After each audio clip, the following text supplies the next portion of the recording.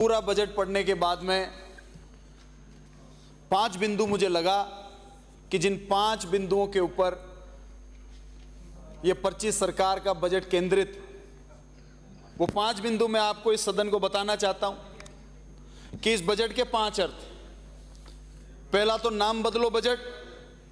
जो भी योजनाएं पूर्ववर्ती सरकार की थी उन योजनाओं को नए नाम के साथ में जनता के सामने पेश करने का यह बजट है। पूर्ववर्ती सरकार कोसो बजट।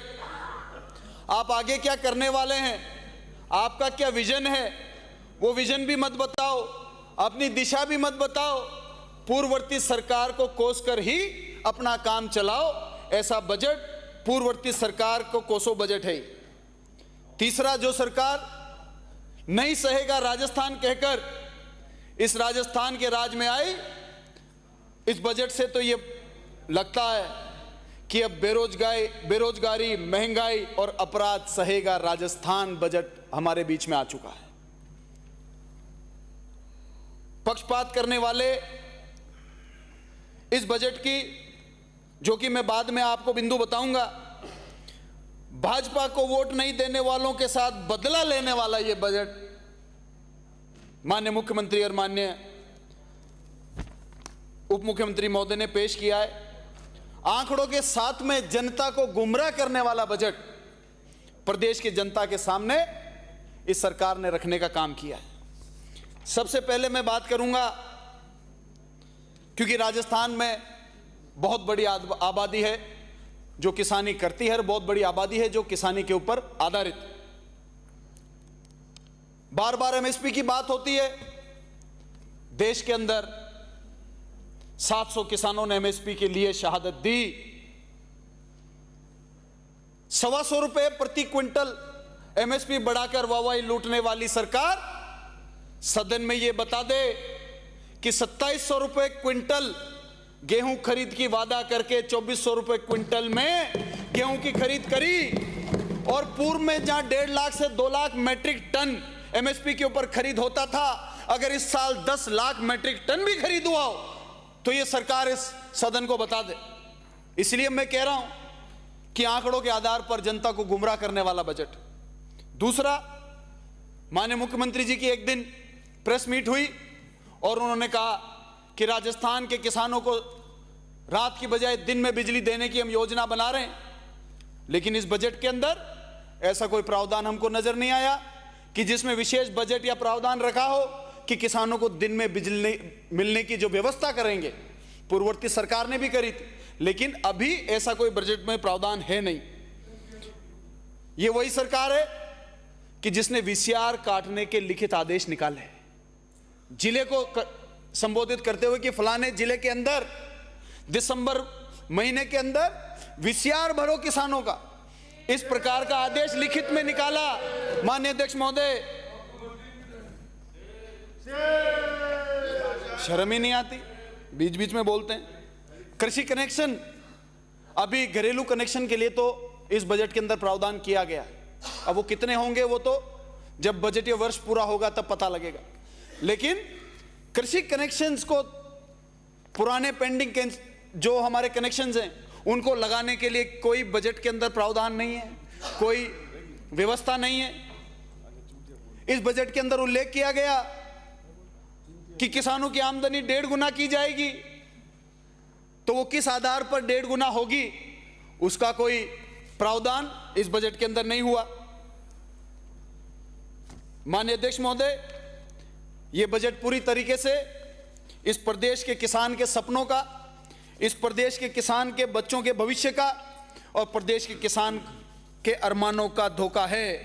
ये अब मैं आना चाहूंगा युवाओं के ऊपर, रोजगार के ऊपर। बहुत वाहवाही लूटी गई कि हम लोग 4 लाख सरकारी नौकरियां निकालेंगे, लेकिन उसमें यह तो बताइए कि पूर्ववर्ती सरकार ने जो नौकरियों की प्रक्रिया पूरी कर ली, क्या वो 4 लाख में इंक्लूडेड है?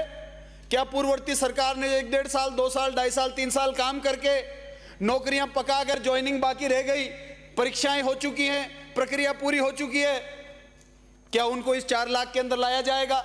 और मैं तो दावा कह रहा हूं आज ये प्रथम सत्र है बजट का, अगर 4 लाख नौकरियां देंगे तो मान जाएंगे इनको। वो समय भी हमारे सामने बहुत दूर नहीं है। माननीय अध्यक्ष महोदय, बात में अपनी ही बात में विरोधाभास है। एक तरफ तो कह रहे हैं नौकरियां दे रहे हैं, दूसरी तरफ बिंदु 51 में सरकारी एवं निजी क्षेत्रों में स्किल अपग्रेड के साथ 10 लाख से अधिक रोजगार के अवसर उपलब्ध कराएंगे। रोजगार दोगे कि अवसर उपलब्ध कराओगे? अवसर तो उपलब्ध है, राजस्थान में हजारों इंडस्ट्रीज है, अवसर तो है, लेकिन रोजगार दिलाने में सरकार की क्या योजना है, सरकार का क्या रोल रहेगा, यह पेश करें। दूसरा पॉइंट संख्या 54 में, बिंदु संख्या 54 में 5 वर्षों में 50,000 से अधिक एवीजीसी एक्सआर पॉलिसी लाई जाएगी, जिससे 50,000 से अधिक रोजगार के अवसर उपलब्ध हो सकेंगे। और रोजगार देना चाहते हो कि अवसर देना चाहते हो? आंकड़े दिखाकर जनता को भटकाना चाहते हो? यह नहीं चलेगा। स्पष्ट आपकी मानसिकता जो है आपको स्पष्ट करनी पड़ेगी। बिना स्पष्ट किए राजस्थान के लोगों को आप गुमराह नहीं कर सकते। यह वो सरकार है माननीय अध्यक्ष महोदय, जो एक तरफ रोजगार देने की बात करती है और दूसरी तरफ रोजगार पाए हुए लोगों को बेरोजगार करने का आदेश निकालती है। यह मैं सदन में इनकी दोहरी मानसिकता बताता हूं। 25 दिसंबर 2023 को 5,000 युवा मित्रों को इन्होंने बेरोजगार कर दिया। महात्मा गांधी सेवा प्रेरक की भर्ती जो संपूर्ण हो चुकी थी, लोग हमारे प्रदेश के युवा और युवतियां ज्वाइनिंग करने वाले थे, उस भर्ती को इन्होंने निरस्त कर दिया। तो ये भर्तियां निरस्त करके राजीव गांधी युवा मित्रों को हटाकर आप रोजगार देने की मानसिकता का परिचय नहीं दे रहे, आप तो बेरोजगार करने का परिचय दे रहे हैं। माननीय अध्यक्ष महोदय, सरकार को इसके ऊपर सोचना पड़ेगा कि इनकी मानसिकता प्रदेश के बारे में क्या है। साथ में इन्होंने एक बात कही अध्यक्ष महोदय कि हम नशा मुक्ति केंद्र बनाएंगे, 10 जिलों में बनाएंगे। भारतीय समाज में शुरू से नशा और जुआ, ये 2 सबसे बड़ी कुरीतियों के खिलाफ सभी समाज के वरिष्ठ लोग हमेशा आवाज उठाते हैं। लेकिन आज ऑनलाइन गेमिंग सट्टा घर घर में चल रहा है, गांव-गांव में चल रहा है। वो सट्टा ऑनलाइन कौन चला रहा है, उन कंपनियों को लाइसेंस कौन दे रहा है, उनसे चुनाव में इलेक्ट्रल बॉन्ड के माध्यम से चंदा कौन ले रहा है, उन लोगों का खुलासा इस सदन में होना चाहिए अध्यक्ष महोदय, क्योंकि ये किसी भी प्रकार से प्रदेश के युवा के साथ धोखा करने वाली मानसिकता है। प्रदेश के बेरोजगार युवा को, जिसको कि पूर्ववर्ती सरकार ने, हमारी कांग्रेस पार्टी की सरकार ने 4,500 रुपए तक भत्ता दिया, 1 लाख बेरोजगारों को भत्ता देने की सीमा को बढ़ाकर 2 लाख तक किया। इसके बाद यह सीमा बढ़ेगी कि नहीं बढ़ेगी? माननीय अध्यक्ष महोदय, जब से यह सरकार बनी है उसके बाद में 10 महीने क्या 7-8 महीने हो गए, अभी मैंने प्रश्न लगाया कि आज तक बेरोजगारी भत्ता क्यों नहीं दिया गया। 250 करोड़ बेरोजगारों का पैसा 6 महीने तक इन्होंने अपनी ट्रेजरी में रखा। बेरोजगारों के तो ये हितैषी है ही नहीं। साथ के साथ अध्यक्ष महोदय, युवाओं के लिए, सभापति महोदय, युवाओं के लिए खेल बहुत जरूरी है। खेलों में पूर्ववर्ती सरकार ने आउट ऑफ टर्न पॉलिसी बनाई कि जो खिलाड़ी अव्वल दर्जे के खिलाड़ी हैं उनकी सरकारी जॉब लगने का रास्ता खोला। ये युवाओं को ये भी बताएं कि इस 6 से 8 महीने के अंदर क्या एक भी खिलाड़ी को आपने ज्वाइनिंग दी क्या? आप किसका इंतजार कर रहे हैं?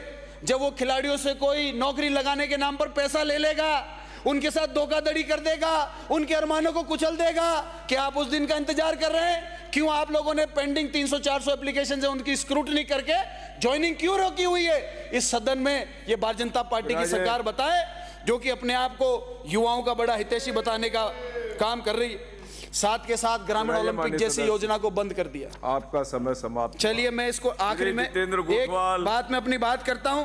अध्यक्ष महोदय, इस सरकार ने 1 मिनट में कर रहा हूं, 1 मिनट में कर रहा हूं। आज आप समझे, मैं नहीं लूंगा, 1 मिनट में कर रहा हूं, 1 मिनट में कर रहा हूं। ये सरकार अपनी बात कह दे। सिसरो का इन्होंने अपने बजट के अंदर उल्लेख किया, जिन्होंने लिखा था कि लोगों का स्वास्थ्य, कल्याण, सहायता, खुशहाली सर्वोच्च उद्देश्य होना चाहिए, लेकिन इनके कर्मों में विरोधाभास है अध्यक्ष महोदय, क्योंकि इनके कर्मों में मंदिर, मस्जिद, हिंदू, मुस्लिम, आदिवासी का डीएनए कराना, घमंड की भाषा बोलना, सरकार के मंत्री कहते हैं। सभापति महोदय, आपने मुझे परिवर्तित बजट पर बोलने का अवसर दिया।